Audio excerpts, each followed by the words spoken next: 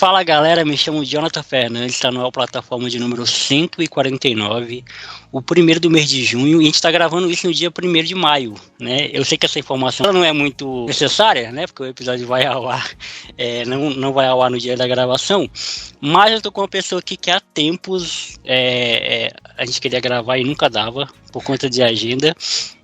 Não se sinta mal, Natália, porque a Jéssica Gomes, né, que é a minha amiga que a gente gravou recentemente, a gente passou mais tempo tentando marcar aqui com você.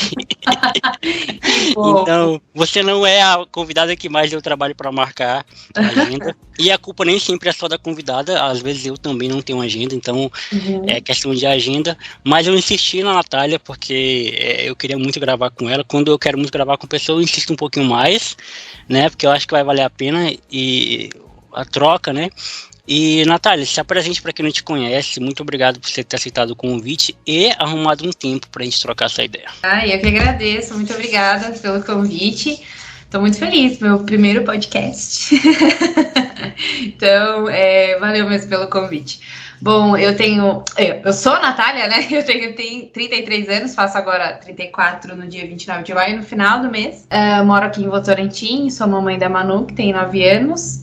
Sou irmã mais velha de 3 meninas. Meus pais também moram aqui próximo a mim. E conheço o Jonathan da Evo, nosso trabalho. E por coincidência, a gente tem o mesmo sobrenome, não tem? Sim. E é isso, gente. Muito obrigada. É isso. Eu não uso muito o Lima, né? Eu uso mais o Fernandes, porque é da minha família por parte de mãe. Mas nada contra o meu Lima. Mas eu uso mais o Fernandes. Mentira, eu acho que ele tá magoadinho. Acho que ele ficou sentido aí. Foi engraçado a forma que a gente se conheceu, né? Porque a gente se conheceu de uma maneira muito profissional, com zero chances de criar um vínculo. Assim, não zero chances, mas assim, com chances mínimas de criar uma relação fora, né, da empresa, até porque eu nem te conhecia. A gente trabalhava na mesma empresa, mas a gente não se conhecia. Dado o contexto pra galera, a gente trabalha numa empresa de forma remota, então, e nós somos de áreas diferentes, né? Então a probabilidade de nós nos encontrarmos também é mínima, mas a Natália me chamou para uma reunião que eu fiquei gelado, falei, pô, vou ser demitido. Ou eu vou ser demitido, eu vou chamar a atenção dos dois. Nunca pensei que seria algo positivo. Aí depois expliquei pra Natália, né, por que eu sou assim, porque na minha antiga empresa a cobrança era desse nível. E aí foi super de boa o papo com a Natália. E naquele papo eu falei, caramba, a Natália é uma pessoa muito legal. Eu acho que seria legal eu trocar ideia com ela. E aí foi um curto tempo de quando a gente se conheceu pra eu te convidar. E aí, Natália, toda vez que eu gravo com alguém, com um amigo ou com alguém novo, eu falo a minha visão, né, de como eu conheci a pessoa, e eu gosto que o convidado fale qual foi a primeira impressão que a pessoa teve de mim. Não é porque eu sou narcisista, não é porque eu sou... É só porque eu tenho curiosidade mesmo. Então, qual foi a sua impressão, Natália, quando me conheceu? Ai, gente, que doido isso, né? Eu acabo me esquecendo, às vezes, que como RH, né, quando a gente vai falar com alguém, pra nós é tão natural falar, por favor, queria falar com você rapidão, tal, nada a ver. E acabo esquecendo de antecipar o que é o assunto, né? E depois daquele dia eu sempre presto atenção, assim, né? Me observo quando eu vou falar com alguém para as pessoas não se assustarem, embora não tenha a menor chance, né? Mas, enfim, eu entendo que se fosse comigo também, eu ia ficar tipo, cara, ai, meu Deus, eu fiz alguma coisa, sabe? Então, é muito doido isso. Bom, na real, quando eu falei com você, foi o nosso primeiro contato mesmo, né, através da reunião, foi mais curiosidade mesmo, além do papo profissional, mas a curiosidade de conversar com alguém que morava no Acre, né, que a gente só ouve falar, né, nunca viu nem ouviu, e aí entender como que funcionava. Eu acho que até perguntei, né, tipo, como que questões geográficas e etc, porque parece que é uma coisa muito... não só geograficamente, né, mas é distante da nossa realidade, né, enfim, as questões culturais de estado para estado variam bastante, né, e às vezes a gente só fica ligado nas questões culturais internacionais e acaba esquecendo aqui, né, das interestaduais, vamos falar assim. Sim. E foi super legal, foi bacana, achei você super receptivo, aberto, a gente fala que conversador, né, que conversa bastante, troca ideia, então achei super tranquilo. Pra mim é muito difícil ter um problema, assim, com alguém pra me comunicar. Só se realmente a pessoa for... Não tem como acessar. Do restante, Uhum. A gente consegue falar. Da hora. Então, Natália, vamos lá. O que a gente vai conversar hoje? Eu acho que você já percebeu que sou um cara bastante curioso. Sim. Eu acho, não, tenho certeza que o background, digamos assim, do meu podcast é a minha curiosidade. E também, podcast é meio que uma extensão da minha vida, né? Eu já falei isso algumas vezes e sempre repito. Se você quiser saber de alguma coisa da minha vida em algum momento específico, é só você ir no meu podcast e pegar, tipo, a data que você vai encontrar lá. Sim. E também, pessoas no meu local de trabalho, que são as pessoas que eu mais convivo, eu sempre costumo trazer aqui. E eu queria que você começasse contando, que essa é uma ótima oportunidade, além de eu te conhecer, também do público te conhecer, da galera te conhecer, de quem é a Natália, como foi que a Natália passou a infância, adolescência e tal. E aí, na medida que você for contando, se eu tiver alguma outra curiosidade, eu vou te perguntando. Ah, tá, pode deixar. Legal, bacana. Nossa, a Natália foi uma menina tímida quando tinha ali seus 7, 8 anos, né? Não falava assim com muitas pessoas, eu ficava mais na minha. A Natália é a filha mais velha, né? Dessa família aí de mais 2 meninas, né? Meu pai só fez mulher em casa. A Natália, falando em outra pessoa, parece que é mais fácil, né? Numa segunda pessoa, né? Parece que você consegue visualizar, né? A Natália cresceu, né? No caso, eu cresci numa vila operária, não sei se é muito comum para vocês isso, mas como a minha cidade, Votorantim, Votorã, Cimento Votorã, então meio que a cidade cresceu em torno da fábrica, ou foi simultaneamente, imagino que uma coisa tenha puxado a outra. Então eu nasci em Votorantim, num hospital, que na época foi o Hospital Santo Antônio, inclusive, onde eu trabalhei por 5 anos lá, numa época em que o hospital foi fundado para atender a própria demanda dos colaboradores das empresas do grupo Votorantim, né? Então eu já tinha todo esse papel de ajuda há muitos anos atrás, gente, sei lá. Hoje já não acontece mais isso, né? Mas na época que ele foi fundado, essa era a missão. Hoje já é particular, plano de saúde, etc. E aí eu morei nesse bairro de Santa Helena até os meus 24 anos. Até quando eu me casei e saí da casa dos meus pais. Então a minha infância foi no meio do mato mesmo. Eram casinhas germinadas, aquelas casinhas coladinhas umas com as outras, né? Eu morava perto da casa dos meus primos, né? O irmão do meu pai também trabalhava lá. Um outro irmão do meu pai ainda trabalha, né? Numa das empresas aí do grupo. Era casa sem muro, era casa via lei do inquilinato, você não pagava aluguel. A luz e a água, a luz era de graça, né? A gente tá na beira da Ituparanga aqui, da usina. A água vinha de poço e de cachoeira, então...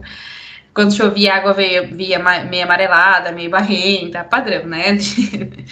Enfim, e aí a água para beber a gente acabava comprando. Eu pegava do poço. Eu acho que até quando eu era criança, muitas diarreias era do poço. Depois que a situação melhorou um pouquinho, aí virou água potável já, né? Então é tranquilo. Eu lembro que o bairro é que assim, a fábrica era um pouco distante das vilinhas. Eram várias vilinhas, né? Santa Helena já tinha tido o ápice dela, né? E aí tava assim, ficando ali, acabando aos pouquinhos. Então, eu vi os meus amigos indo embora de outras vilas próximas à minha, porque eles estavam, né? A empresa estava desocupando as casas, estava quebrando tudo para plantar eucalipto. Hoje né, a grande maioria lá virou plantação de eucalipto, e uma outra parte é estrada mesmo para os caminhões que entram ali para a fábrica, tal, para tirar minério, etc. E aí eu vi os meus amigos indo embora, fui ficando. Meu pai sempre trabalhando nessa empresa, numa das terceirizadas para o grupo Votorantim. E ele foi ficando até a empresa fechar, assim. Quando a empresa fechou, falou, agora acabou, que ele saiu só em 2017. Tecnicamente até que é recente, né? E aí eu cresci rodeada de vizinhos, super gente boa, pessoas gentis demais. Vizinho de você fazer pão, sabe? Sentir o cheiro e levar um pedaço pra você. Da minha mãe sair e falar, olha, cuida da Natália e da Beatriz pra mim, porque eu vou na cidade. De carro até o próximo bairro, que é o Itapeva, eram uns 10, 15 minutos. Mas a gente não tinha, né? Demorou um tempo meu pai comprar um Fusca Azul. Meu pai trabalhava o dia todo, então minha mãe tinha que se virar ali com os horários que tinha de ônibus. Que eu me lembro, eram 4 horários só, da minha memória mais adulta. Então, Quando a gente era criança, era mais escasso ainda. Então a gente ficava com os vizinhos, assim, uma realidade diferente da qual hoje eu crio a Manu. Ainda que no condomínio, como é pequenininho, ainda consigo ter pessoas que eu confio, né? É meio que doido de pensar isso hoje em dia, né? Daí a minha mãe saía, os horários de ônibus eu acho que era 6, eram horários 1 às 6, outras 8, eu acho que 1h e às 5 da tarde. Eram esses horários, ou seja, você não via nenhum desses, você tinha que ficar no centro da cidade de Votorantim, porque não tinha Uber, o táxi era caríssimo. Gente, era uma coisa assim que a gente para pra pensar. Como que a gente vivia, né? Como que a gente vivia? Eu falo, cara, como que vivia, gente? Não dá, não tinha internet. Meu primeiro celular eu fui tê-lo com 18 anos. Então, e era um pequenininho, a Tinha ainda era rainha aí da telefonia no Brasil, né? Então era aqueles 50 centavos, acho que por 1 minuto, nem lembro como que era a promoção, SMS limitado e tal. Então, faz tempo já, né, cara? E foi ali que eu cresci, que eu estudei por um tempo. A fábrica fornecia ônibus. A própria fábrica da Votorantim mesmo fornecia. Tinha parque, gente, esqueci desse detalhe. O parque que nós estudávamos era um parque nome de alguma dos membros ali da família Emílio de Moraes, que eu não vou saber, Helena, não lembro mais. E hoje o parque está desativado, virou uma casa de retiro, mas ainda existem alguns brinquedos que na época os brinquedos eram construídos de cimento. Alguns túneis, algumas coisas que você podia brincar ali, enfim. Então, muitas memórias. Muito rio, muito açude, muito mato, muito vento, muito sol, muito calor, tudo assim muito intenso, porque, né, a gente tava ali, não tinha poluição, né, então era muito tranquilo, tirando a água, gente, o resto tava tranquilo, né, pele boa, já tava tudo certo. Era assim a nossa rotina. Aí por um tempo a São João nos levava e nos buscava, né? A gente tinha o nosso motorista, amiguinho, que sempre conversava com a gente e tal. E depois eles tiraram, a própria prefeitura de Votorantim colocou alguns ônibus e eles eram destinados para as crianças exclusivamente. Então era penoso, às vezes as pessoas saíam de manhã para levar um filho no médico e tal, não podiam pegar carona com a gente para voltar. Dependia muito do motorista, se o coração dele, se ele não é nem o coração, se ele podia dar carona sem ser depois, né, se alguém não for lá falar no ouvido da prefeitura, porque senão a pessoa só ia voltar 5 horas da tarde, sabe? Essa parte do transporte era meio difícil. E aí foi aí que eu estudei, fiz parquinho, fiz pré-escola, eu e as minhas irmãs, indo e voltando. Mas você sempre morou em Votorantim ou você chegou a morar? Eu fui morar em outra cidade, que é Sorocaba, que é do lado. Eu fui morar em Sorocaba por um tempo. Quando eu me casei, eu fiquei 1 ano morando.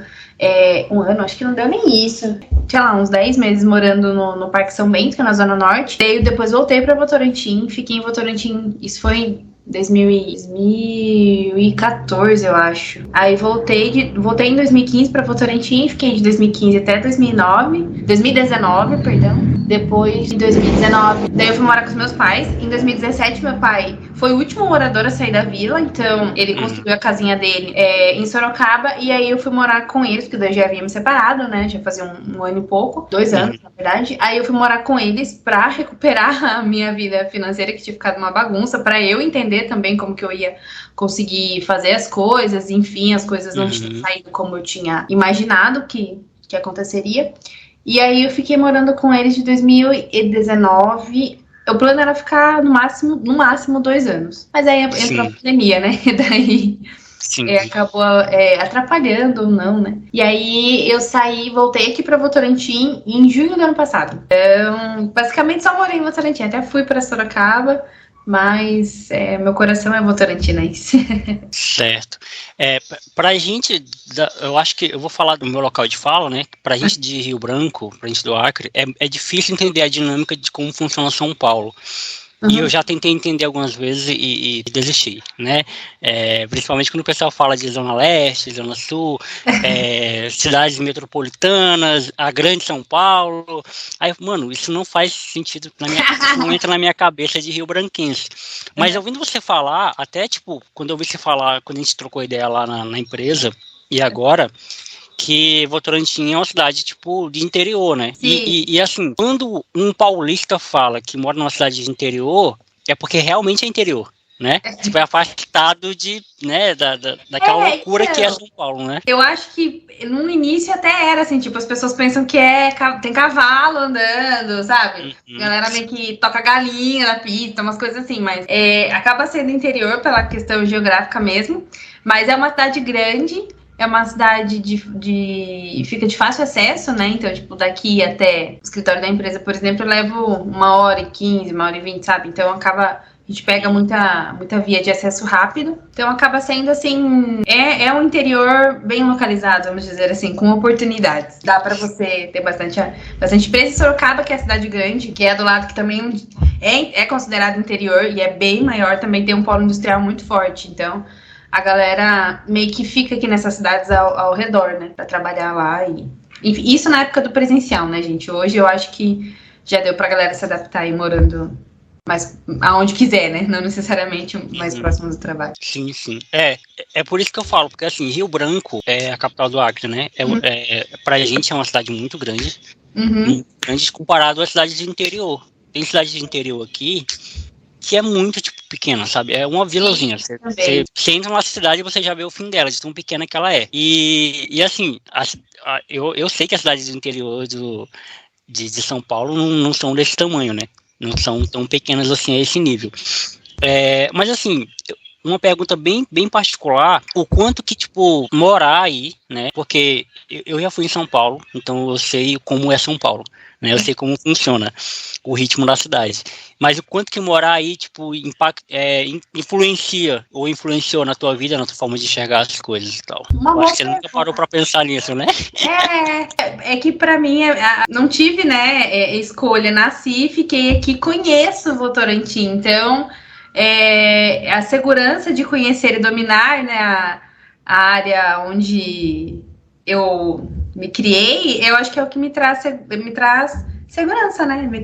Eu sei, assim, se eu precisar de alguma coisa, onde eu devo ir, o que eu devo fazer, quais caminhos eu devo pegar e etc. Então acaba sendo mais confortável pra mim nesse sentido, porque próximo da minha família, dos meus amigos, né? Eu tenho um grupo de amigos no WhatsApp que nós estudamos juntos em 1996. A gente se fala até hoje, estudamos juntos no parquinho, né? Porque os pais também trabalhavam juntos, os pais se conhecem, inclusive, né? Na empresa, enfim. Então, eu acho que é isso que me impactou, né?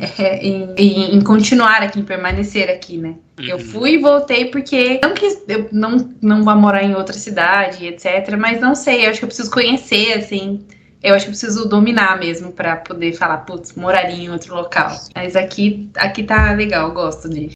Nesse sentido, então, a gente tem o mesmo pensamento e a mesma visão, porque assim, eu não me imagino morando em outro lugar. Tá, eu me imagino sim, morando em outro lugar, porém com data de validade, sabe? Por exemplo, eu consigo passar 1 ano em São Paulo? Consigo, porque hoje eu tenho um trabalho que me possibilita trabalhar em Hong Kong, sei lá, em qualquer lugar do mundo, né? Mas assim, 1 ano depois eu volto pra cá de novo. Algumas pessoas já me falaram que se eu for, eu vou mudar de concepção, e eu acho que não. Eu acho que não, porque, tipo assim, eu me conheço, né? Eu gosto da zona de conforto. Eu gosto de me sentir confortável, sabe? Eu gosto de me sentir bem onde eu tô. E toda mudança, eu não sei se você é assim também, mas toda mudança mexe muito comigo, sabe? Mexe com o meu humor, mexe com a minha forma de... Cara, eu sou muito difícil de... Eu sou fácil de me adaptar aos locais, mas eu sou muito difícil de me sentir confortável onde eu tô. Eu preciso entender, é um processo, é rotina. Pra você ter ideia, tipo, eu comecei a correr agora, faz pouco tempo, né? Por conta própria, eu fiquei batendo nessa tecla, pô, eu tenho que fazer algum exercício físico, porque eu tô muito sedentário. Eu tô muito mal de saúde, eu tô comendo muito mal, eu tô bebendo muito. Eu tô fudendo com a minha vida. E eu já tenho 27 aninhos, né? Eu não posso mais ficar dando ao luxo de ficar gastando. Até 50 anos a gente descobre se deu certo. Exatamente. E aí eu comecei a correr, cara, e assim, é uma batalha todo dia, me adaptar a esse novo momento, porque eu só era acostumado a dormir até as 10h30 da manhã, acordar, porque eu começo a trabalhar às 11. E aí só tomar café e começar a trabalhar. É sedentarismo puro, né? Esse é o nível hard de sedentarismo. E não fazer nada. E não fazer nada durante toda a semana. E no final de semana de viver a vida doidado. E assim, pra mim tem sido muito difícil até me adaptar. Mas depois que eu me adaptar a essa rotina de correr todo dia, de ter uma vida mais saudável, eu vou querer ficar nela. Entendeu? Então essa é a minha forma de enxergar as coisas e de conseguir viver as coisas. Ir para uma outra cidade é sair totalmente da minha zona de conforto, e não só da minha zona de conforto, é também sair da minha zona de percepção das coisas. Tipo, eu não vou ter domínio sobre nada, tudo vai ser novidade para mim, o mercado vai ser novidade para mim, os lugares vão ser novidade para mim, o clima vai ser uma novidade para mim, cara. E assim, morando 1 ano, vai ser 6 meses só para eu me adaptar. Vai ser 6 meses só pra eu me sentir confortável. Na hora que eu estiver de boa. E os outros 6 meses, cara, vai ser pra eu, beleza, curtir já, é muito legal, mas eu tenho que voltar pra minha cidade, porque não dá. E até conversando com a Jéssica recentemente, que a Jéssica é uma acriana que mora no sul já há muito tempo, e ela é uma acriana do interior, ela é de Brasileia. Então ela tem uma outra visão do Acre que eu não tenho, né? A minha visão é de capital. Embora eu more na zona da periferia da capital, mas eu sempre morei na capital. E ela, ela fala, né, que ela, por causa da pandemia, ela ficou um tempo sem vir pro Acre, mais especificamente sem ir pra Brasileia, que é uma cidade dela, que faz fronteira com a Bolívia. E ela falou, cara, que ela recarregou a energia, ela recarrega energia, porque ela come a comida daqui, ela fica perto da família. A família também é uma outra, né, uma outra energia, um outro combustível a mais que faz com que tudo seja predominante, né, para a escolha de você continuar na sua cidade. Sim. Eu acho que, como eu já morei com os meus pais e era numa outra região da cidade de Sorocaba, eu acho que eu até me adapto fácil, mas eu só preciso conhecer ali a região e buscar maneiras de ser prática naquilo que eu estou fazendo, né? Então, hoje, por exemplo, eu moro a escola numa esquina, a escola da minha filha, a farmácia na outra, o mercado na de cima e a cadeia, sabe, tudo pertinho, porque eu não tenho carro, então não faz zero sentido eu ficar nessa batalha, vai fazer uma coisa. Eu odeio fazer isso, sabe? Eu odeio ter que fazer várias coisas. Se eu tiver que sair, eu faço tudo de uma vez na rua. Eu não gosto de ficar, vai e volta, vai e faz. Não dá pra mim. Então, aqui eu me sinto bem, além de estar perto da minha irmã, dos meus sobrinhos, né? Meus pais moram próximo também de carro, 20 minutinhos, mas ainda assim é a minha quebrada, como eu falo, né? É o meu local, eu sei aqui, eu domino, eu falo pro meu pai. Esses dias a gente foi no mercado e eu entrei com algumas sacolas, e como é um mercado que eu vou todos os dias, ninguém pede pra eu pôr a sacola naquele guarda-volume, porque, me conhece, enfim, sabe que eu sou aqui, moro do lado do mercado. Meu pai, não, a gente tem que deixar. Eu falei, pai, aqui é minha quebrada, pode entrar comigo, não tem problema, é só uma sacola com bolachas, tal, faz parte da segurança do mercado, mas eles estão observando, fique tranquilo, a gente só vai pegar ali a sua cerveja e já vai sair. Ele, então tá bom. Então é muito doido esse negócio, né, de você conhecer as pessoas só da convivência ali, né, dessa parada de todos os dias, né, enfim, todos os dias eu passo ali, não porque eu adoro ir no supermercado, não, gente, não é isso, mas é porque eu vou comprar pãozinho, né, então eu entro no mercado, daí sim eu faço esse esforço, saio da academia e eu vou passar pra pegar meu filãozinho, que é de lei todo dia, já que eu tô aqui mesmo, é pertinho, é caminho, se for caminho, já ganhou meu coração, é caminho, então eu passo pra pegar. É, bom demais. E Natália, e o lance da formação? Você sempre quis ser o que você hoje, ou você teve outros sonhos? Na verdade, nossa, não. Quando eu era criança, eu queria... Sonho de criança, né? Eu queria ser veterinária, queria ser bióloga. Quem nunca, né, gente? Queria ser uma coisa que depois você fala, meu Deus do céu, não, dá bem, né? Faz sentido, né? Os testes vocacionais também não davam, nem sei se a galera faz teste hoje em dia, mas na época que eu fiz também não davam nada muito. Na verdade, eu escolhi RH por ser um curso de menor duração. Pode parecer, meu Deus do céu, que isso, Natália, mas era a minha realidade, porque na época eu trabalhava no escritório próximo à minha casa, que inclusive era uma empresa que prestava serviços de limpeza industrial para o Grupo Votorantim. Na época, o dono da empresa ofereceu pra gente, tipo assim, vou estudar, né, vocês... Eu pago metade, vocês metade do curso. E aí a galera, uns escolheram administração, outros ciências contábeis, acho que duas administração, ciências contábeis, alguma coisa assim. E eu não queria fazer nenhum e nem outro, que eram os cursos assim, que faziam mais sentido para a área que eu trabalhava. E aí eu falei, cara, eu vou escolher RH. Né? Na época eu tinha uma noção bem básica de DP, eram 2 anos de curso, eu fazia algumas entrevistas, assim, bem, sabe, escolhi alguns currículos bem início de profissão mesmo, gente, eu tô falando disso em 2006, na época que existia a impressora matricial, nem sei se as pessoas sabem o que é isso, cartão de ponto de papel, não tinha relógio eletrônico, era uma coisa assim. Não, nada, employer break, não tinha nada. Isso daí eu cheguei aqui quando era tudo mato. Então, eu escolhi por conta disso, né? E a mensalidade também era mais acessível, porque muito bom, top, na época o que ele fez pela gente, né? Sou muito grata por isso, mas a gente ganhava, eu ganhava R$400, eu acho. A mensalidade da faculdade, até tal data, era 400 e pouquinho. Eu sei que eu pagava R$202, gente, eu lembro disso. E o boleto, se passasse depois, era 504.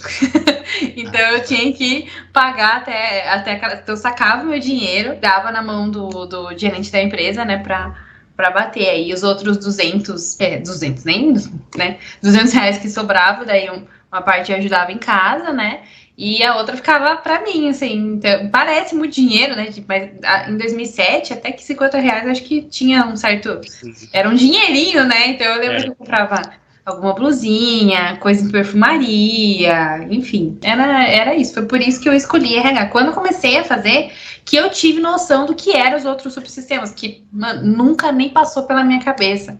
Que a gente podia atuar com frente de desenvolvimento, recrutamento e seleção, medicina do trabalho. A gente aprende de tudo um pouco, estatística, contabilidade, filosofia, a gente aprendia o que mais? Gramática, português, enfim, eram noções de meio ambiente. Foi por isso, na verdade. Eu acabei escolhendo pela durabilidade, pela mensalidade, mas não esperava que, né, putz, cara. E aí, quando eu entrei, que eu vi, falei, gostei, eu quero esse, é isso que eu vou continuar fazendo. Na época eu tinha feito também ProUni, né? Enem, e eu ganhei uma bolsa de 50% do ProUni para administração, numa faculdade mais renomada em Sorocaba, na Exanc. Eu fiz o NISO, e a Exanc também, né, paralela. Só que a Exanc já era R$400, eu não tinha dinheiro para pagar, meus pais também não podiam me ajudar, então eu não pude aceitar. Se não fosse isso, talvez eu teria até ido, né, porque daí ia ficar ali os 4 anos, né. Mas não me arrependo, foi uma boa opção para mim. E você sempre trabalhou nessa área? Ou você teve outro trabalho? Sempre. O único trabalho que foi... Eu saí um pouco, assim, do que eu fazia, que foi uma administradora de condomínio. E aí eu falei, cara, eu nunca quero ter um apartamento na minha vida. Que gente chata, arrogante.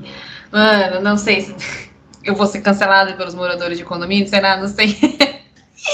Mas é porque, cara, não dava. Na época, os empreendimentos de muitas unidades estavam, assim, bombando aqui no interior. Então as pessoas, sabe o poder de compra mesmo? A galera começou a poder comprar, de fato, apartamento e tal, e era muita bagunça, eles brigavam demais, eram mal educados, ofensivos e etc. Então, foi o único trabalho que eu trabalhei, que eu fiquei, assim, 10 meses nele, porque eu não conseguia me recolocar no RH, foi só por isso. Então, eu saí desse meu primeiro emprego em 2009, e aí em 2010 eu comecei nessa empresa de contabilidade, fiquei lá por 10 meses. Mas assim, 10 meses procurando emprego na minha área, eu nunca desisti do RH, porque eu pensei, cara, se eu desistir agora, eu nunca mais vou voltar. Porque eu tô fresquinha, né? Tipo, mano, eu preciso aproveitar esse gás, porque senão depois como que o recrutador vai olhar pra mim e falar, tá, que legal, você quer trabalhar com RH agora, mas faz 5 anos que você tá fora, né? Ficar ali acomodada não era o meu perfil, então eu fui buscando, até que eu encontrei uma oportunidade temporária para trabalhar numa multinacional, terceirizada, era temporária, terceirizada numa multinacional. O que eu fiz? Vou, né? Claro. Vou trocar o certo pelo duvidoso? Óbvio! Porque, mano, eu falei, contato, experiência, né? Networking, eu vou. Aí eu fiz o processo seletivo. Minha mãe, meu Deus do céu, ficou muito brava comigo, falou que eu não deveria fazer isso. Eu ia sair do meu emprego, eu já estava muito infeliz no emprego, muito mesmo. Eu ia trabalhar chorando, assim, foi a única vez na minha vida que realmente foi bem foda, assim.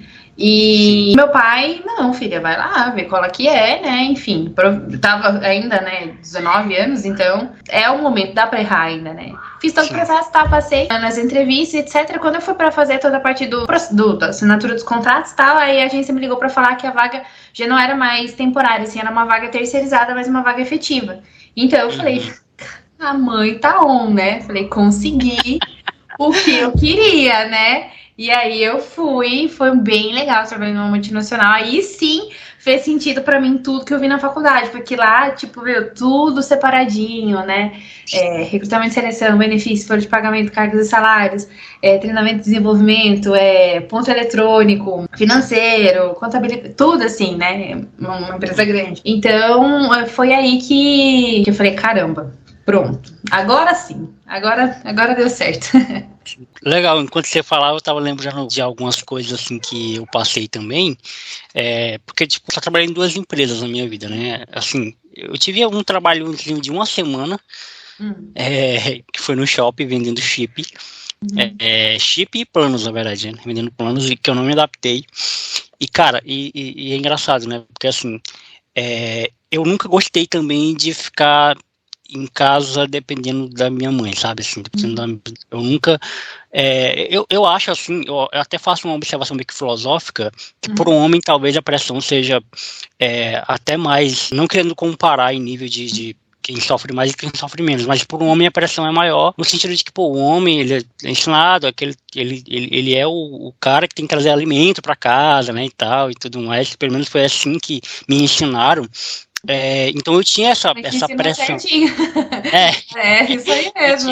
E hoje em dia a gente só tá encontrando ao contrário, os caras que a gente tem que patrocinar eles, porque... Eu tinha essa pressão, assim, da minha família, embora a minha mãe nunca tivesse colocado essa pressão em mim, tipo, muito pelo contrário, a minha mãe sempre quis que eu estudasse, sempre batalhou para que eu tivesse condição de estudar, embora a gente não fosse uma família muito bem financeiramente, mas a gente nunca faltou alimento na nossa mesa, nada disso. Sempre estudei em escola pública e tal. Fiz um curso de administração dentro da escola, né, que a escola ofereceu vagas, assim, era para quem não tinha condição de pagar o curso, então eu fiz um curso de administração durante 1 ano, que me ajudou muito, inclusive, a lidar com o meu dinheiro, né. O curso de administração não me serviu para minha carreira profissional, mas me serviu para mim como pessoa, né. Sim. Então, muito do que eu aplico na minha vida hoje foi por conta do curso que eu fiz. Por que eu tô falando tudo isso, né? Porque em 2018 eu fui demitido da minha empresa. Até hoje não me pergunte o motivo, que eu não sei. Não me falaram, não me deixaram claro o motivo, só falaram que era corte de gastos e tal. E pode ser um motivo também. Que é um motivo bem plausível. Só fica contraditório porque eu, né? E pessoas continuaram lá. Sim. Mas não vem ao caso, que aí em 2020 eu voltei para lá de novo. E aí eu passei o ano de 2019 todo desempregado com essa pressão. Assim, eu lembro que eu namorava na época, e isso também era uma questão para mim, que eu ficava falando, eu não tenho dinheiro para comprar um sorvete para essa menina. Picolé, meu Deus do céu. Um picolé, assim, e eu sempre tive essa... E isso é de família. Minha avó também é muito assim, minha avó não gosta de pedir dinheiro. Eu moro com minha avó hoje, né? Minha avó, tipo assim, às vezes falta alguma coisa, ela morre faltando, mas ela não me pede, assim. Ela nunca gostou ela não gosta de pedir. E eu acho que a minha mãe é um pouco assim, eu sou assim também, eu não gosto de pedir, assim, dinheiro, nem nada, assim, pros outros. Eu gosto de eu mesmo ter, eu mesmo fazer meus corre e tal. E isso foi bom pra mim, durante certo ponto. Isso é bom pra mim, uma semana, porque eu não me adaptei, exatamente isso que você estava falando, cara. Foi 1 semana, mas assim, cada dia que eu ia trabalhar, eu ia com muita pressão, a gente enchendo o saco, eu não lidou muito bem para trabalhar sob pressão, não é comigo, tipo, trabalhar com a exigência de que eu tenho que render todos os dias, porque tem dias que a gente não tá para render, tem dias que a gente não tá bem, e eu não consegui, e eu peguei e falei, eu lembro do pessoal falar, mas tu tá desempregado, esse dinheiro seria muito bom para tu. Eu falei, cara, tem muita coisa na vida, na verdade quase tudo na vida é muito mais importante que o dinheiro. Então, eu vou foder meu psicológico aqui por conta dessa grana, beleza, mas eu não vou... Primeiramente, eu não ia ter tempo para desfrutar dessa grana, que eu trabalhava de domingo a domingo. Então, assim, eu ia usar esse dinheiro aonde? Né? No trabalho, no shopping, né? Então, eu tô dando todo esse contexto, né, só para comentar uma coisa que você falou, viu como eu sou prolixo? Eu sou muito prolixo, mas enfim, para falar sobre isso, né, que às vezes a gente toma decisões profissionais na vida, e não só profissionais, mas muitas decisões que remam contra até as circunstâncias que as pessoas estão observando, que era o meu caso naquela época, né, eu precisava muito da grana, beleza que eu era um jovem,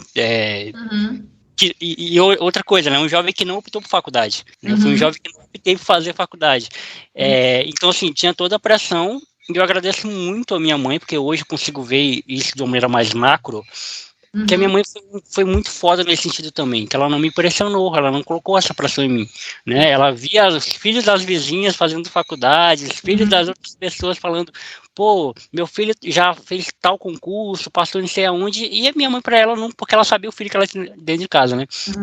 E para minha mãe isso nunca foi uma questão. Sim. E para mim também não, graças a Deus. Mas eu entendo que muitos dos meus amigos foram por um caminho, por pressão, né? Tipo assim, fizeram um curso errado. Por isso que eu te fiz essa pergunta, né? Você sempre quis trabalhar nessa área. Foram por curso errado, depois identificaram que não era aquilo que queria, perderam o tempo, porque era para estar fazendo outra parada, que eles não... Sabe? Então, assim, é muito mais uma questão de, pô, você tá bem com o que você tá fazendo, né? Do que uma questão de, vai me dar uma grana. Sim, né? sim. Faz sentido. Acho que é muito complexo, né, Sim. É muito de como cada um vê, né, como cada um foi criado. Enfim, eu entendo que na época dos nossos pais, possivelmente eles não tinham poder de escolha. Possivelmente não, com certeza, eles não tinham poder nenhum de escolha. Então, falar que você vai sair do seu trampo para uma oportunidade que não é segura meu Deus, é inadmissível. Mas para o contexto, para a cabeça deles e etc. E depois, quando dá certo... Eles não admitem, né? Porque, tipo, mano, não vou passar pano pra essa loucura, né? Mas deu certo, ainda bem que deu certo, como disse meu pai. Ainda bem que deu certo, assim, tipo, né? Deus te ajudou ali, né? Mas a gente tem que fazer a nossa parte, não adianta também só ficar pedindo e não correr atrás, né? São várias maneiras, né, de pensar. Não sei se eu tô buscando lembrar se de alguma maneira, porque meus pais sempre foram tão pé no chão, como que eu me desenvolvi dessa forma, assim. Eu sempre fui uma criança quieta, ansiosa, assim, foi muito medrosa, então... Mas eu acho que eu tenho esse negócio, assim, se eu falar, não vou ficar aqui não, que isso aqui não vai dar certo, vou voltar pra minha área, eu vou, sabe? Então, é sofrido, mas vale a pena, né? Você meio que pagar o preço por algo que você quer nesse sentido, né? Mas eu não me lembro de nenhuma recordação que eu venha na memória, que mostre. Geralmente pode copiar alguma coisa do pai ou da mãe, né? Tipo, não, eu vou fazer, não sei o que. Meu pai sempre foi muito racional, muito centrado, porque ele vem desse papel do homem provedor, né? Pode parecer besteira a gente falar isso, mas eu tô solteira e eu posso falar, gente. Sim. Não tá tendo, tá? Não é que a gente tá querendo alguém que banque a gente, mas os homens que a gente encontra não sabem o que é isso. Não sei, eu fico desesperada de pensar que se acontecer alguma coisa comigo, o que vai ser de mim e da minha filha, assim... Né, eu tenho meu pai, mas eu não sou uma responsabilidade dele nesse sentido, né? Não mais, né? E aí eu falo, cara, os homens não estão entendendo. Que perdeu. Sim. Não sei onde que foi parar e a galera se perdeu aí.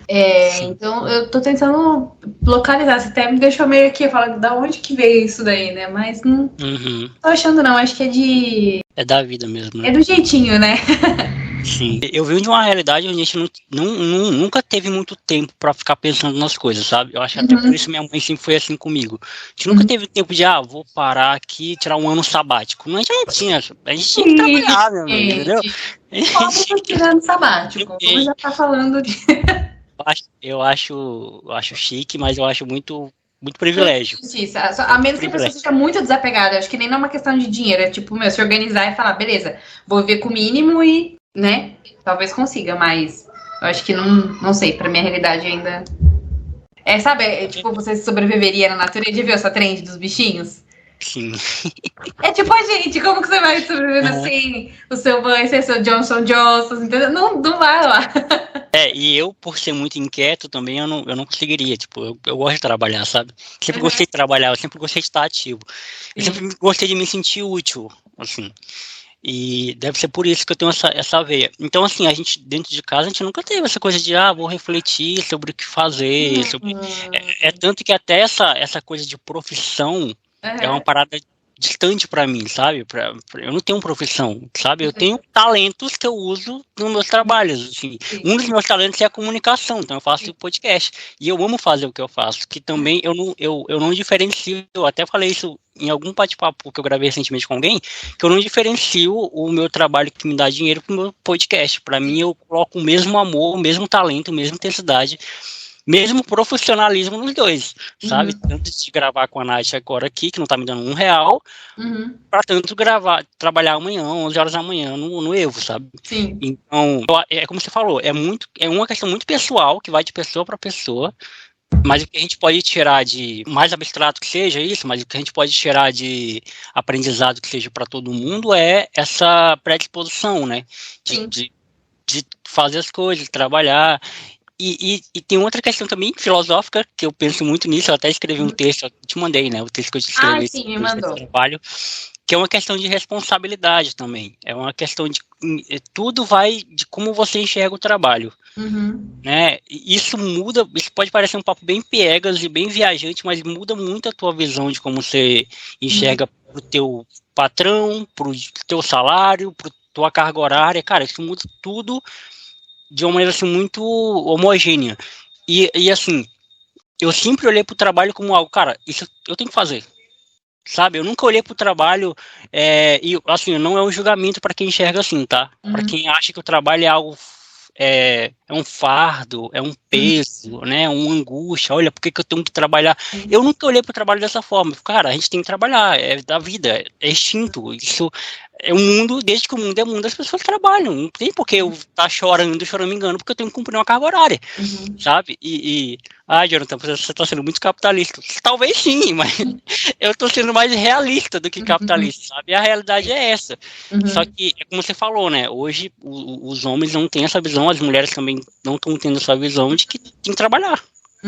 Tem que fazer, né? Sim. Eu acho que são alguns pontos que dá pra gente conversar a respeito disso. É você ser responsável pela sua realidade, por aquilo que você quer. É parar de terceirizar isso, de culpabilizar, sabe? Mas eu sei que pode parecer meu Deus do céu, que opressora, mas não é. É o que é, cara. Você tem que olhar e falar, putz, é isso, ou eu vou ficar aqui chorando e, meu Deus, tenha pena de mim. Não vai rolar, porque, né, as coisas... meu pai sempre falou pra mim, fé em Deus e pé na tábua. Então, você faz a sua parte, acredita e ora e faz por onde para que isso, né, de alguma maneira se encontre com você. Mas não dá pra você não ser corresponsável pela sua vida, pela sua jornada. Eu estava infeliz num outro trampo. Eu sabia que o dinheiro para mim era extremamente importante. Naquele momento eu visei o quê? Oportunidade. Poderia ter dado errado, poderia ter sido só temporário, mas eu ia me esforçar ao máximo para conseguir tirar ali o maior número de pessoas para eu conhecer e networks para fazer, em demonstrar meu trabalho, enfim, para que as pessoas lembrem, né? Quem não é visto não é lembrado, então não tem outro jeito de você fazer isso, né? E também olhar para a questão da carreira, né? As pessoas meio que ficam ali acomodadas, né? Seja porque tá pagando um carro. Eu vejo isso, muito medo, né? Tá pagando um carro, tá pagando um apartamento e tal, e aí você fica ali. Só que toda ação, ela vai te cobrar um preço futuramente. Se você quer ficar 10 anos no mesmo local, beleza. Aí depois, como que você explica ali pra recruiter que você ficou 10 anos fazendo a mesma coisa? Você não vai estar demonstrando capacidade intelectual, você vai estar demonstrando um trabalho processual que você executou e, ok, executou bem. E foi isso, mas além disso, o que você entregou, né? Quanto isso mostra de você, da sua gana, da sua capacidade, né? Você buscou outras coisas? Ou você só ficou ali porque tava gostosinho, sabe? Então, eu acho que é isso. A gente sempre tem que estar se perguntando, se questionando, né? Pode parecer tóxico, mas não é, gente. É a visão do que acontece mesmo, né? Do que eu já vi, né? Nesses anos trabalhando com RH, né? Não é que, meu Deus, que saudável trocar de empresa toda hora. Não é isso. Você pode ficar 20 anos, mas, cara, evolua, progrida, né? Traga ali, desenvolva competências das quais você vai usar, né? Enfim, que você aprendeu, que você desenvolveu, sei lá, que você contribuiu para alguma coisa. Agora, você ficar só fazendo arroz com feijão, não vai te dar um upgrade, não vai. Tempo de trabalho não significa, né? Ai, meu Deus do céu, 10 anos, ótima pessoa. Nem sempre. Tá só ali fazendo o básico. Então, as pessoas têm que começar a se questionar. O mundo tá muito, muito tecnológico, né? Então, né, a gente precisa estar observando, tá alinhado aí com as expectativas do mercado. Sempre tá de olho, né? Tem gente que meio que acaba ficando, vai deixando, né? Cara, isso que você falou faz muito sentido, porque eu também tento fazer essa observação de como nossos pais foram criados, né? O sonho da minha mãe, pra você ter ideia, era que eu fosse militar, sabe? Porque, tipo assim, ela, na época dela, o militar, tipo, o jovenzinho que ia pro exército, tinha um status, né? Tinha aquela admiração toda, pá. E, só que, mais uma vez, eu entro a gratidão da minha mãe, né? Tipo, ela nunca projetou esse sonho dela em mim de uma forma tóxica, né? Ela nunca, se meu filho não for, vai ser um fracasso na vida dele. E muito pelo contrário. E eu acho que também isso, além do sentido profissional, porque tudo está interligado, né? Se você for parar para pensar, né? A forma que você é educado, a forma que você lida com seus pais, a forma que você lida com seus amigos, vai afetar a forma que você lida com o seu trabalho. É tudo uma questão de correlação. Sim. E assim, eu acho que também é uma coisa que essa geração, que é uma geração, eu acho que é posterior à minha, né? Tá aprendendo, ainda em passos lentos, porque é muito difícil, tipo, desintoxicar um ambiente, né, que há anos, né, foi intoxicado. Tá mudando a cabeça do mercado também em relação, porque na sua época, acredito eu, você precisava ter uma faculdade, né, você precisava ter uma experiência, precisava ter alguns tipos de cursos, e eu acredito que para algumas áreas a faculdade ela é indispensável mesmo, como medicina e direito, por exemplo, mas para outras áreas eu acredito que já não, que seja tão necessário assim, ou pelo menos não seja um pré-requisito básico. A gente está mudando a forma de perceber que, cara, você não precisa fazer só uma coisa, né? Você não precisa ser só uma pessoa. Quem você é? Eu sou pedreiro. Então eu só faço casa, não faço mais nada. Não, você pode ser um pedreiro e um podcaster, por exemplo. Sim. Inclusive tem um episódio no meu podcast que o título desse episódio é esse, o podcast pedreiro, né? Quando eu estava desempregado, eu trabalhava de servente para um padrasto e tal. E você pode ser cozinheiro e analista de RH também. Você pode ser, cara, você pode ser muitas coisas, porque você tem talentos diversos, né? Sim. Você pode ser cantora de bar e advogada, né? Eu conheço algumas, inclusive. Você pode ser várias coisas. E você pode conciliar, e vai chegar um momento onde você vai se destacar numa área, destacar no outra e tal.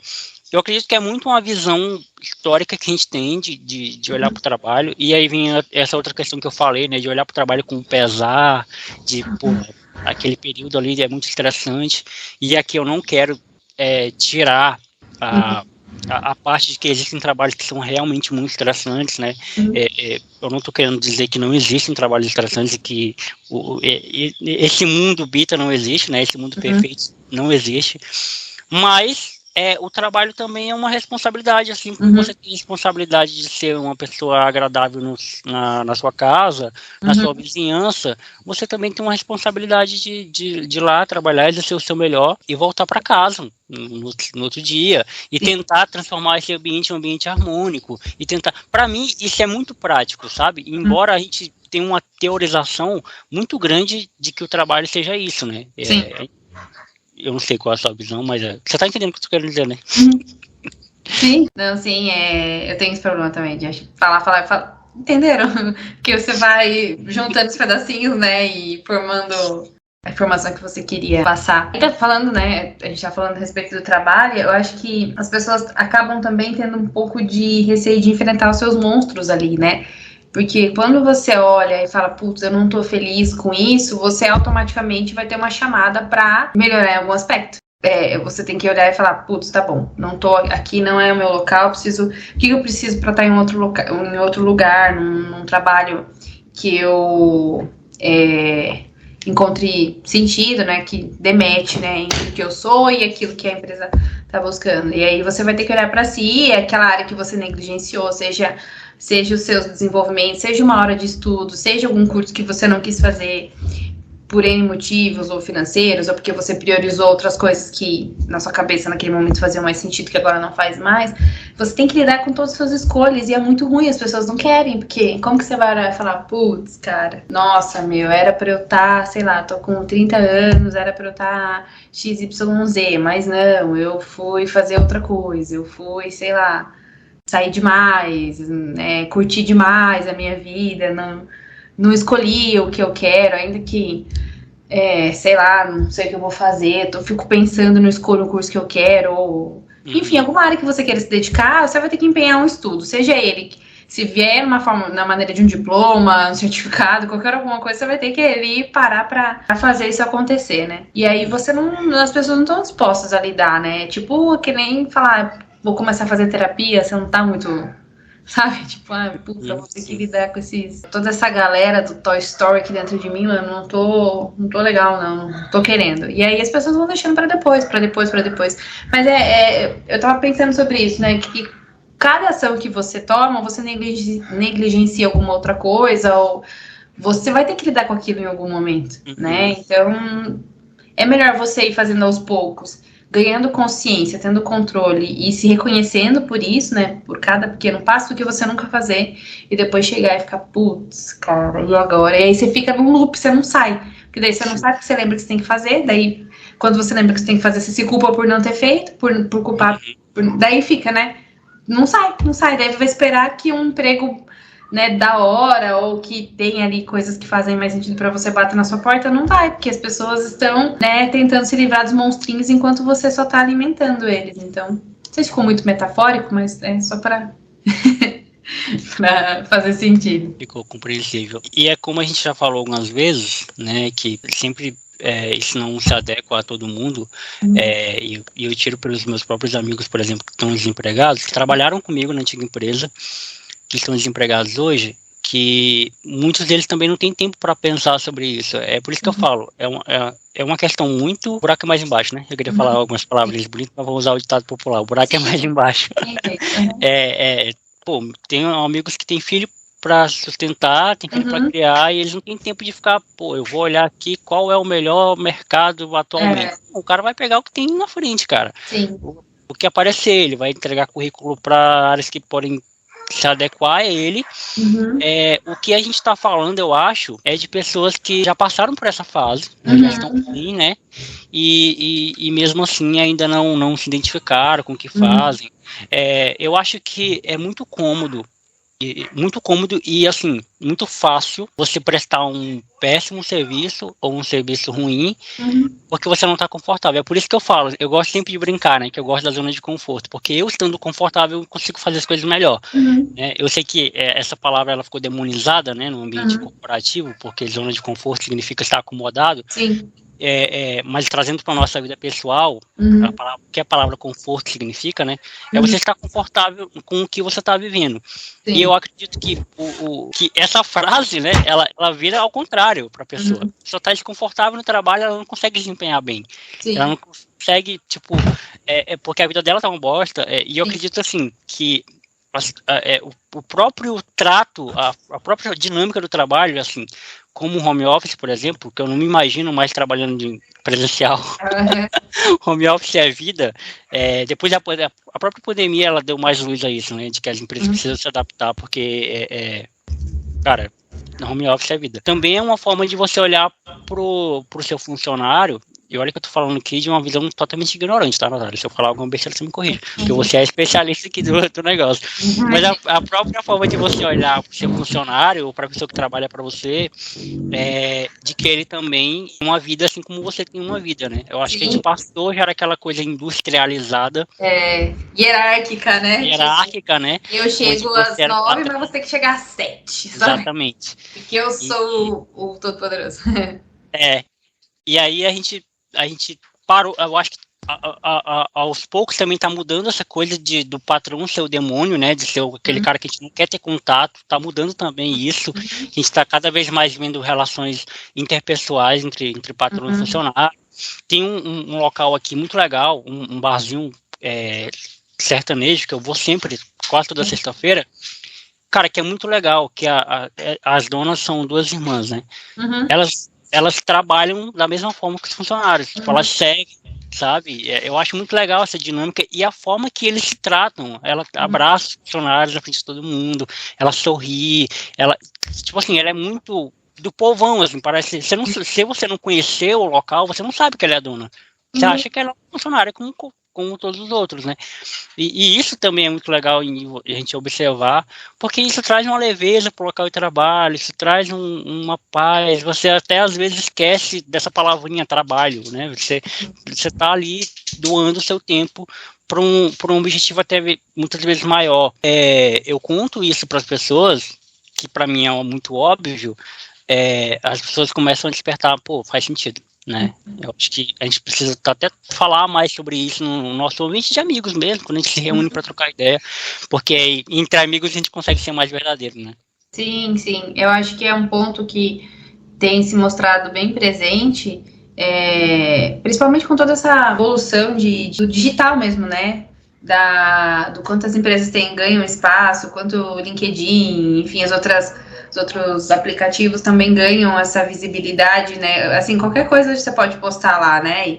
E falar, e etc. As pessoas vão opinar, principalmente no LinkedIn, que é mais voltado para o trabalho, mas um dos pontos que eu acho que traz esse sentimento de gente como a gente é a vulnerabilidade, o líder ser tão vulnerável quanto você, ainda que em outros aspectos, né, isso aproxima, não tem jeito, você fala, putz, cara, ele também tem dor de dente, ele também é gente como a gente, sabe, então isso te deixa num local de tá todo mundo no mesmo barco. É diferente de algumas relações, ainda que estejam, né, tá diminuindo, mas ainda tem, tipo, eu vi, inclusive, um exemplo recente num comércio que eu frequento aqui, e eu vi o líder dando instruções pro colaborador falando... Eu sei que tá cheio hoje, mas vocês vão ter que se virar para, tipo, assim, ó, vocês vão ter que se virar, se juntar para arrumar lá. E eu fiquei, cara, que da hora, né? Ó, que técnico top. Se virem, coloquem lá o que vocês têm que fazer. Precisa de você pra quê, né? Tipo, né? Qual que é o sentido? Né? E aí vem muito disso, dessa questão de poder, né? As pessoas se sentem é uma arrogância tão, né? Um valor tão baixo assim, né? Tipo, eu sou o X, eu tenho o cargo Y e as pessoas devem me respeitar pelo meu cargo, não por aquilo que eu sou. É uma mentira, uma falácia, né? Porque você não admira, você não cria conexão, você não cria sentimento, você só meio que cumpre ali, teme mesmo a pessoa pelo poder que ela pode ter de te empregar ou não, e sabendo que, né, que se é dependente do salário, você vai precisar, né, fazer a manutenção disso, mas acaba sendo completamente vazio para essa pessoa que, ao invés de estar buscando fazer conexões que façam sentido e ser admirada pela sua vulnerabilidade, faz com que as pessoas mais tenham o popular ranço, o popular, essa tem um rei na barriga, é o famoso não quero ajudar, não é a pessoa que merece, enfim, porque acaba criando mesmo essa amargura, né, esse distanciamento. E ainda bem que nos dias de hoje a gente tem muito mais dessa vulnerabilidade, né, muito mais do putz, eu também não sei, vamos fazer juntos, do que isso, do que me respeitem porque eu sou o líder, o dono, o presidente, porque esse sentimento, né, isso é tão pouco, não sei como que a pessoa não percebe isso. Às vezes eu falo, mano, é real mesmo. Será que você não tá percebendo que as pessoas não te admiram pelo que você é, as pessoas não gostam de você? Não é possível. Que você não... É tão bom se sentir amado, querido, né? Ver uma conexão genuína, verdadeira, né? O Randas que fala isso, né? Que eu acho que é o Valério, que se precisar liga pra ele pra saber o que fazer, enfim, pra quando ele faz algum tipo de... Se precisar fazer alguma coisa errada, entende? Tipo, você criar essa conexão é tão muito mais válido, né, do que só por CNPJ, por cargo. Isso ainda bem tem mudado bastante. Sim, sim. É a famosa síndrome do pequeno poder, né? Na minha antiga empresa, no telemarketing, tinha muito isso. E eu também tenho o mesmo sentimento que você. Como que a pessoa não percebe, né? Assim, no telemarketing, quem já presenciou um ambiente de telemarketing sabe quanto que aquele ambiente é um caos, velho. Uhum. E assim, a pessoa, até uns dias atrás, ela atendia do seu lado, ela sabe que atender gente que está com problemas, que no telemarketing é isso, você só atende gente com problemas, você não vai atender ninguém que vai te dar a solução, ou ninguém que vai te elogiar, você vai atender gente com problema. Aí a pessoa conseguiu um cargo de supervisor, que ainda é fazer parte do mesmo ambiente, ela vai estar convivendo com as mesmas pessoas que ela era colega, e ela não tem, ela esquece a empatia. Na cabeça dela, ela nunca foi atendente. E eu falava, meu Deus do céu, cara, essa pessoa, ela eu acho que ela bateu a cabeça, esqueceu do que ela passava, que ela era uma de nós, que ela fazia o que a gente tá fazendo aqui. É o pior erro que vai. E assim, e se o cliente pedir para falar com o supervisor, provavelmente ela vai ter que atender esse cara da mesma forma que a gente está atendendo. E aí vai para uma questão de caráter mesmo, né? Eu acho que a gente tenta trabalhar isso de alguma forma, vocês que trabalham com RH, né? Tenta trabalhar isso de alguma forma, de forma corporativa, mas assim, tem coisas que é caráter mesmo e eu acho que o trabalho o buraco já é mais embaixo mesmo para tratar essas coisas, né? Sim, geralmente é uma pessoa que é aquilo que ela é, né? Ela é assim, já no pessoal. Ela leva pro trabalho, né? E ela leva pro trabalho, se não tiver ele um papo reto mesmo, assim, não precisa nem ser só no trabalho, né? Mas se ela não tiver esse feed já rolando aí em casa, com as pessoas que ela convive, e ela não perceber que isso... ou talvez ela também não queira ter esse interesse, né? Pode ser isso, a pessoa não quer. Ela quer ser assim porque ela não quer mesmo ninguém se conecte a ela. Ela quer só mesmo, né, demonstrar isso para as pessoas. Pode ser isso também. Que a pessoa que tem um mínimo de empatia, ela vai conseguir enxergar isso. Eu acho, não sei, na minha percepção. A pessoa que se importa um pouquinho com outra, ela vai perceber o tom que ela tá usando, a forma como ela tá usando. É aquele famoso questionamento, putz, será que eu fui grossa? Será que eu fui, sabe?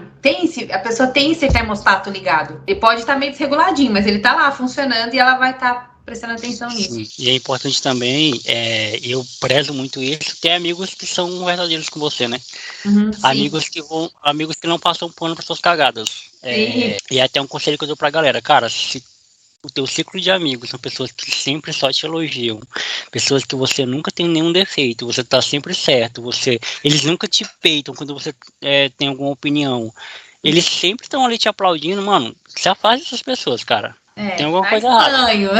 Tá estranho, velho. E assim, eu agradeço muito a Deus pelo ciclo de amigos que eu tenho, que é pouquinho, mas eles são muito verdadeiros. São amigos que nunca passam pano para as merdas que eu faço, são os primeiros que me apontam o erro. Quando eu tô sendo babaca, eles falam na minha cara que eu tô sendo babaca, quando eu tô sendo idiota. E assim, a gente tem uma relação tão forte disso que às vezes eu pergunto, cara, você acha que eu fui babaca nisso aqui? E aí eles falam, né, cara, você foi muito. Mas isso é porque o seu termostato tá ligado. Você tem esse filtro. Tem pessoas que não perguntam porque elas acham que elas estão arrasando. Elas acham que, tipo, mano, eu jamais estou errada, sabe? Eu tenho muito orgulho para admitir que eu errei, não. Ou a pessoa usa como se fosse um método de comparação. Mas você errou nisso. Mas você errou nisso. Sabe? Quando a pessoa começa a usar como uma balança, aí você fica um imaturo bobão que nunca vai aprender a discernir as coisas, tá? Nós estamos... Aqui não sou eu te julgando, né? Não tô... Isso se for uma amizade, né? Lógico que a pessoa tem essa abertura pra falar, né? Não sou eu aqui que tô... É você que deveria pôr a mão na consciência e pensar, putz, isso não é uma atitude legal. Qual é o parâmetro da atitude legal? Onde eu aprendo a ter uma atitude legal, né? Com quem eu tô convivendo pra poder desenvolver isso? Então é isso. Quando a pessoa tem esse termostato aí, o mínimo já é o suficiente para a pessoa parar e analisar as situações. Mas eu conheço pessoas que, para elas, tipo, não, tá tudo bem, eu fiz o certo mesmo. É isso. Por mais que tenha sido uma atitude escrota, tá normal. É isso, porque faz sentido, sabe? Eu posso ser assim. Sim. E tem pessoas também que tem um poder de persuasão muito grande e, assim, e um poder de criar narrativas que às vezes fica assim, caramba, a pessoa tá certa, né? Eu já me afastei de pessoas assim, por exemplo, pessoas que brigavam, criavam uma narrativa que tirava toda a culpa dela e culpabilizava a outra. Eu ficava assim, eu falei, meu Deus, a pessoa faz isso de uma forma tão sutil que a gente não percebe. Sim. E a gente questiona nossas próprias atitudes, né? Eu falei, caramba, será que eu realmente estava errado? Acontece muito comigo. Eu fico... Mas aí eu espero, agora, né, mais maduro, eu espero as águas passarem para eu analisar, ponderar. Porque ainda que pro outro possa não parecer nada, se para mim ferir alguma coisa, não importa. É o meu valor, então eu vou guardar para mim. Mas às vezes tipo, aberrações que acontecem, a pessoa tipo, eu sei lá, te atropelei porque você Ah, você também estava na rua, né? Você quer que eu faça o quê? Você estava na rua, você vai, né? Não é uma coisa que você fala, não, mas tá bom, tá errado, né? Não devia estar na rua, realmente. Eu devia estar, sei lá, flutuando. Não, é isso. É esse tipo de coisa mesmo que a gente vê. Mas É doido, né? É doido. Inclusive recebe até de indicação. Tem um episódio no meu podcast que se chama, eu não vou lembrar o nome, mas é Cuidado com Sua Narrativa, algo desse tipo. Que é um episódio, inclusive, esperado nesses casos, né? De pessoas que criam uma narrativa que fazem com que a gente duvide das nossas próprias atitudes. Sim, isso é uma forma sutil de manipulação, né? Que você acaba até ali se desculpando por algo que, na verdade, você não foi o causador, né? Então, não adianta. É isso, Nath. Então é isso. 1h20 quase de conversa. Nossa, prosseguimos, hein, cara? Tempo passa rápido. Já até escureceu já aqui. Já acendeu a luz e... Já tá faz tempinho. E aí já é 8, né? 8h03. Sim, aqui é 8h02 aqui no meu relógio oficial. Beleza. Cara, queria te agradecer mais uma vez pelo papo. A gente falou de um assunto bem... que faz muito bem sentido ao dia, né? Que a gente tá gravando, dia 1º de maio. Sim. Né? Mas... Nem me toquei nisso, mas de uma forma tão leve, de uma forma bem tranquila, pude te conhecer mais e melhor, né? Pelo que você me contou. E a gente tem um quadro novo aqui dentro. Novo assim, né? Foi a partir desse ano que eu coloquei ele aqui. Que é um quadro onde o convidado pode indicar alguém para trocar ideia comigo, seja essa pessoa que você acha, Jonathan, eu acho que se você trocasse uma ideia com essa pessoa tem muita coisa para contar. Não precisa ser só uma, você pode indicar mais de uma também, vai depender do seu feeling aí, do que você acha. E eu vou colocar ela aqui no nosso radar, né? Então, quem a Natália indicaria para trocar uma ideia conosco? Ai, meu Deus, que da hora! Bom, primeiramente eu que agradeço, né? Amei participar. Foi super legal, espero que tenha feito sentido, né? Porque eu costumo começar no Rio Araguaia terminando lá no outro, né? Não sei se faz sentido geograficamente, mas eu falo, começa no Rio Araguaia e termina no Solimões. E aí meu pai sempre me corrige falando que é tudo a mesma coisa, mas enfim, é só uma piadinha. Cara, uma pessoa que eu acho que, não sei se vai participar, mas eu gostaria que participasse, é o meu pai. Eu não sei se ele vai. Vale todo mundo, né? Eu acho que ele é um cara que ia ficar super feliz de participar, de conhecer, de responder algumas perguntas, assim. Acho que vai ficar meio tímido, mas ele vai curtir, ele lê bastante, ele é... não sei, acho que muito do que eu sou é dele, assim, então eu acho que tu conseguiria contextualizar aí todo esse episódio que a gente passou, que a gente falou, né? E eu vou pensar em alguma outra pessoa que eu acho que possa agregar aí também. Tem várias, na verdade, agora. Não sei se elas topariam, mas são pessoas, assim, engraçadas que eu acho que gostariam de te conhecer, que você também gostaria de conhecer a história delas. Todo mundo tem uma história curiosa pra contar, né? Sim, todo mundo tem. Da hora. Então é isso, Nath. Agora é o seu local de fala, né? Eu sempre, quando termino o episódio, falo que é o local de fala do convidado, que você pode mandar abraço pra quem você quiser, falar o que você quiser. De fora da Xuxa, responder alguma coisa que eu não tenha perguntado, então você não vai responder, você vai falar. Que isso aqui não é uma entrevista, isso é um bate-papo, ficou bem claro, né? Imagina, eu que agradeço, estou muito feliz de ter participado, espero que o pessoal goste, né? E é isso, se tiver alguma dúvida, manda uma mensagem pro Jonathan. Ele faz aqui. Boa. E a gente conversa. É isso, gente. Obrigada, viu? Obrigada, Jonathan. Nada.